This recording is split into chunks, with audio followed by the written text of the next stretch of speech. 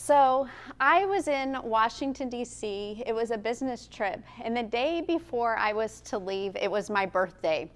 My team and they did a really good job of celebrating my birthday, taking me out for dinner.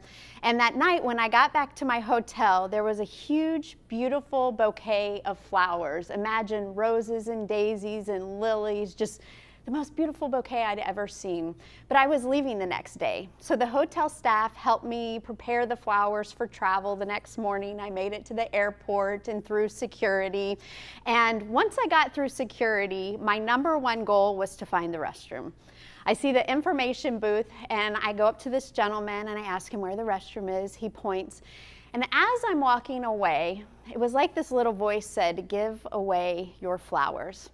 I don't know about you, but have you ever had something that it was like you knew what you were supposed to do, but you didn't want to do it, and you start having this internal debate with yourself? And so I was like, these are my flowers. Like, I got these as a gift. I don't want to give them away.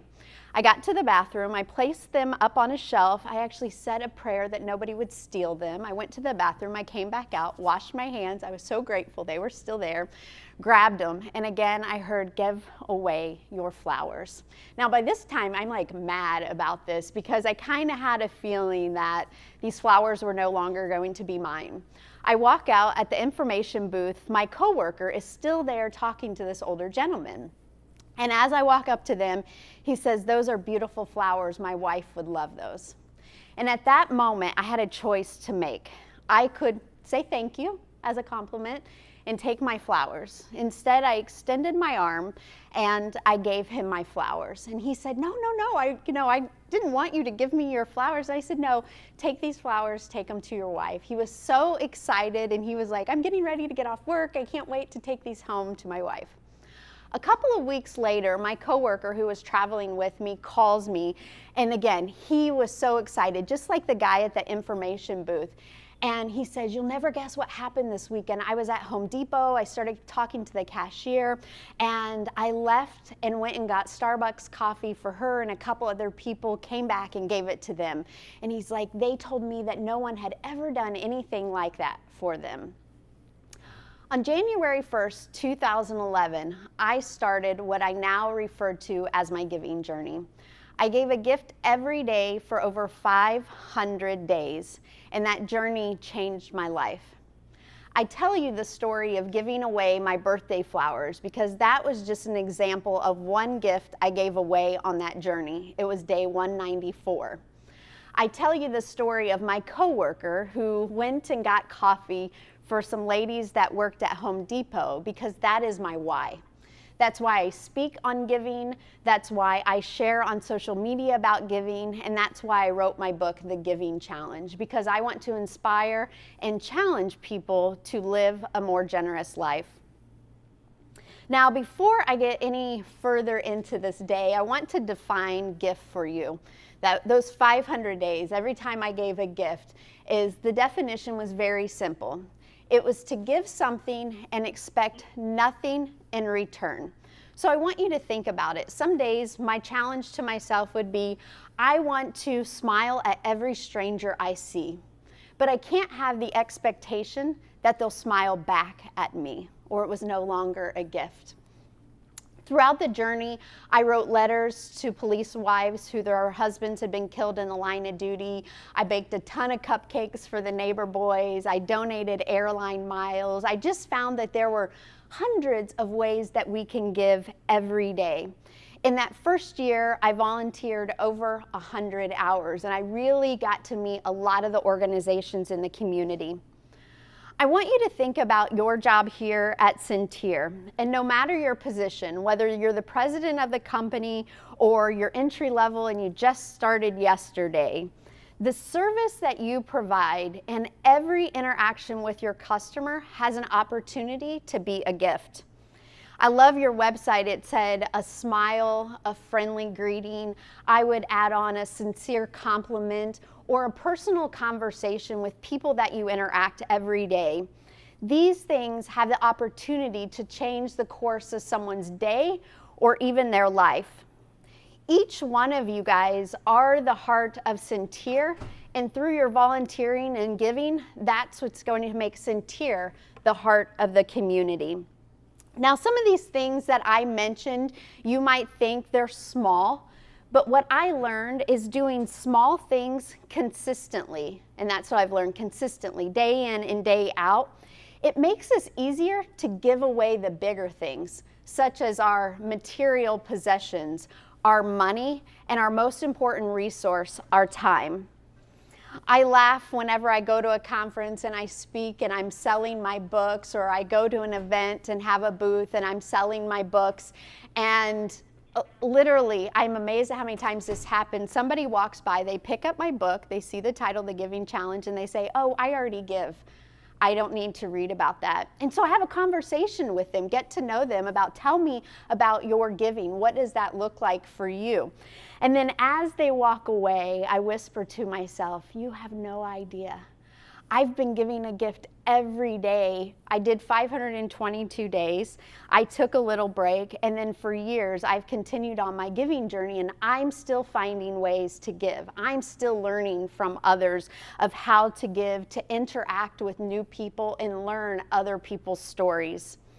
And I want to challenge you with that idea of that if you think you already give, and as you guys launch this, I want to challenge you of how can you stretch yourself in the definition of a gift, what you give in your time and your resources.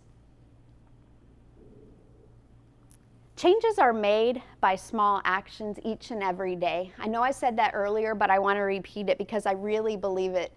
In using a financial term, and it's the title of one of my favorite books, The Compound Effect, is the compound effect of these actions can be significant.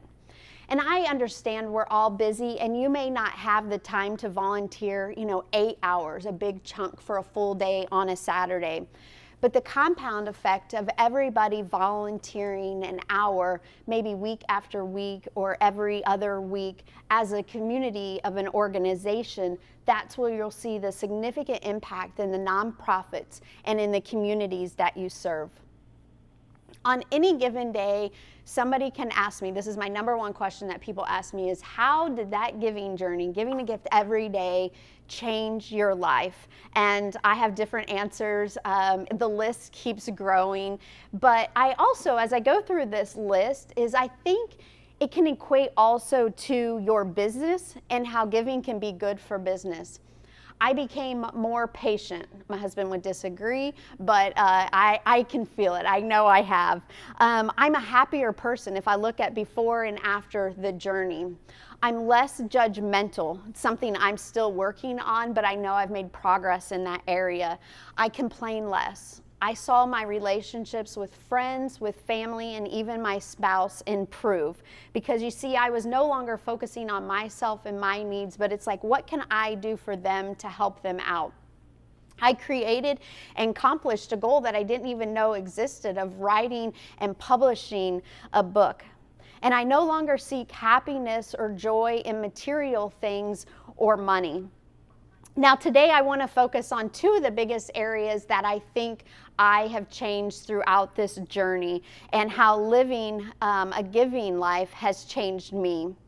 The first one is not only did I have a daily giving practice, and I still continue that to this day, is I also learned a lot about gratitude and started a gratitude practice. You see, giving teaches you to be thankful for the smallest things in life, but through giving, I learned how blessed that I am. And I think that's a word that's overused. I mean, how many times on social media do you see #blessed?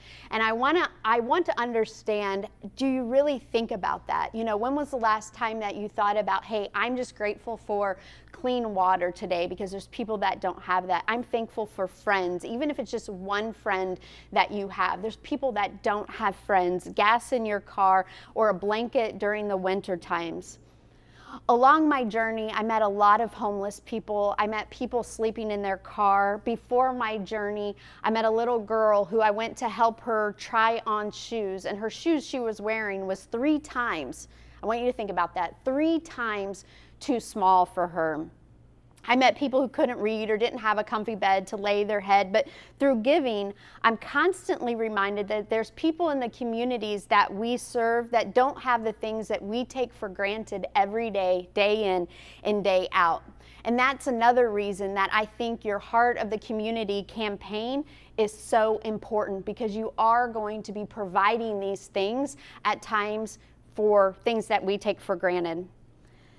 Now, from a Centier perspective, I want each of you guys to think of, how do you practice gratitude with your customers? Sending handwritten, personalized thank you notes. I saw a story recently about a bank who a lady, her boyfriend had broken up with her. She calls into the bank customer service, something happens with her card, and the customer service rep says something to the effect of, you know what, I'm just going to give you some extra points on your card. That customer rep took it a step further, and she sent a big bouquet of flowers to her ex-boyfriend's house to her name. And he called her and he said, hey, you've got some flowers here. Well, that lady, of course, took a picture of those flowers. It was shared thousands and thousands of times on social media, and those two ended up meeting for the first time on the Ellen Show. So I go back to my definition of a gift. Give something and expect nothing in return, but sometimes giving in gratitude is really, really good for your business. I want to challenge you today that if you aren't practicing gratitude, that you start. For me, I recommend getting a gratitude journal or just a regular journal and writing 3 to 5 things that you're thankful for every day. Some of the most famous people, most successful people in the world, Tony Robbins, Oprah, they have a gratitude practice. I found that documenting my gratitude each and every day is a tool that I use for when I'm having a bad day. Because when you're having a bad day, it seems really big and blown up, but I can flip through hundreds of things that I've listed, and it really puts life in perspective. Okay, this is just like one little thing in my day. I've got hundreds of things to be thankful for. The second thing that I learned and that changed my life on the giving journey was actually how I gave to others and how I gave to myself. You see, since the 522 days, I took a little break, and then I continued on this journey of giving a gift every day. I've lost count. I don't document it like I have. But I want you to think back to your first day at Centier. Now, my guess is you probably didn't know what you were doing. You were a little nervous, but as your days progressed, you grew a little confidence in your job and what you were doing. People probably helped you. You figured out the technology. And that's kind of what I noticed on my giving journey. The further along I got in the journey, I started to consider or do things that I wouldn't have done the first week or the first month or maybe even the first half of that journey. But with each gift, and I'll admit, not every gift was a stretch for me, but there were some that gave me the confidence to say, okay, I survived that one. I did that. I think I can step it up. How can I stretch myself? How can I find other ways to give? I was doing a podcast interview, and the interviewee said, you know, Stephanie, that's like growing your giving muscle. And I love that visual of what happens when you lift weights. If you do it consistently, you get stronger, you grow endurance. Like, there's all these things that happen when you lift weights consistently.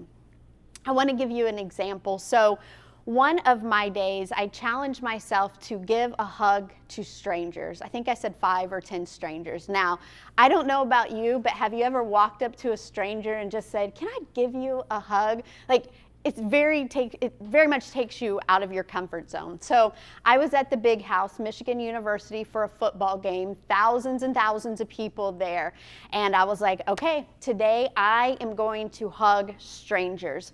And so we parked our car, and I'm always drawn. One of the things that I started doing on my giving journeys is, you know, when you come across a veteran and they wear the black hat and like in yellow, you know how they served or where they served. And so that's one of the things that I started doing is I would walk up to them and just thank them for their service. And so this parking attendant, he had one of those hats on. I was like, okay, this is going to be my first hug. So I walked up to him, thanked him for his service. You always ask permission. You don't just go up and give somebody a hug. And so I said, you know, may I give you a hug? And he, you know, I always get the same response. kind of a, like, are you serious about this? And he said yes. And as I was giving him a hug, he whispered, I needed that today. And I thought, wow, something so simple as a hug to a stranger. I had no idea he needed that. I had no idea what was going on in his life. I have no idea if that hug changed the rest of his day or the rest of his week. And that to me taught me of why we need to stretch ourselves, why we need to get out of our comfort zones in giving. That day I went on to hug a scalper. I hugged a police officer. He did not want to hug me, and I was like, I'm not walking away until you give me a hug. That was kind of a goal. But giving is constantly stretching me. And I hope it stretches you as individuals, and I hope that Centier continues to find ways. I think this volunteer portal is one of those ways that Centier is pushing and stretching the limits of volunteerism for your organization. I also want to recognize that giving and volunteering can be exhausting. We have a lot on our plates. You guys have demanding jobs, you have families, you have other responsibilities, and it may seem like one more thing that you have to do in your busy schedule. So I do want to remind you to take time to give to yourself. That's one thing that I really started incorporating, because what I found is when my cup's full, I can give more and I can be more generous and serve others who are around me, that I'm coming, that I'm interacting with. So today, I'm not gonna ask you to go on a 500-day giving journey, but what I do wanna challenge you is to take my 40-day giving challenge, kick it off with this week, and see if you can find ways to give differently than you would in the past for 40 days. I have ideas in my book if you follow me on social media, because what I know is it's not only gonna change your life, but it's going to change the lives that you work with, the people that you work with in Centier. Now, if you don't believe me that it'll change your life, I'm gonna give you a quote that was an endorsement for my book from a big financial guru. And he said, "The happiest, most fulfilled, and wealthiest people I've ever met were incredible, outrageous givers."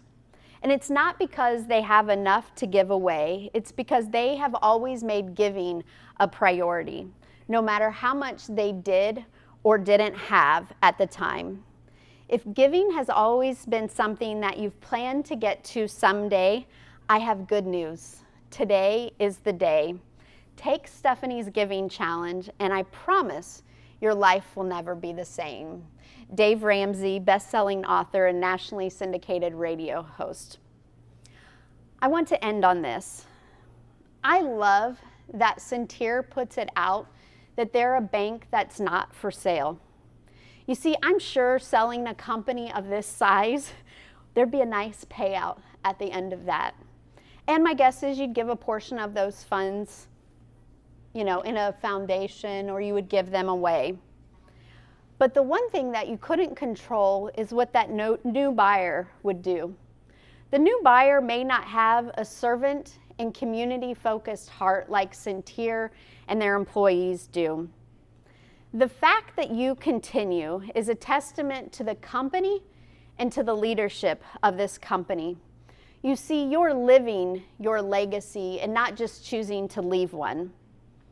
The compound effect of you guys donating to worthy nonprofits and organizations and your employees volunteering year after year after year makes a significant impact in this way, and that's how Centier becomes a heart of the community. I thank you so much, and I'm excited for what you're doing, and hopefully I can continue to stay involved with Centier, in the years to come. So thank you. May I hug you? Yes. For the record.